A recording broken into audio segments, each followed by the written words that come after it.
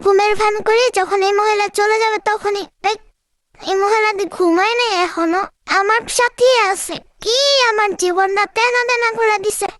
এই মহিলার কাছে এসে আমার জীবনটা তছনছ হয়ে গেছে। কোথাও যাইতে পারি না, শান্তি নাই, শান্তি নাই, আমার জীবনটা শেষ। এখন পর্দা খুললে কি হইব? পর্দা খুললে আলো আইব, কিন্তু আমার জীবনটা আর আলোকিত হইব না। আমার জীবনটা শেষ করে দিল। আর বইব না, বহুত বইছি, আর বইতাম না। কুলে আর বইব না তোমার। এখন যাই, আমি ওদিকে একটু জায়গা দেখি। জায়গা, আমার ছেলের জন্য জায়গাটা কিন্তু জায়গাই নেই কা।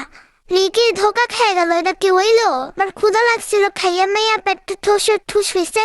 এখন ভালো মতো জায়গা খুঁজতে পারবো। আর সুন্দর একটা জায়গা খুঁজতে হইব, সুন্দর জায়গা। এখানে এখানে জায়গা না, এখানে এই জায়গা দিয়ে হইব না, এই জায়গায় জায়গা হইব না, এই জায়গার দরকার নেই।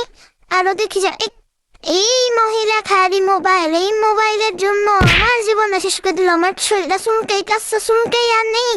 একটু তো পারে আমার শরীরটা চুলকে দিতে, হেডা করবো কেন? হেডা করবো না তো, খালি মোবাইল নিয়ে বয়ে থাকবো। মোবাইলই হ্যাঁ সব।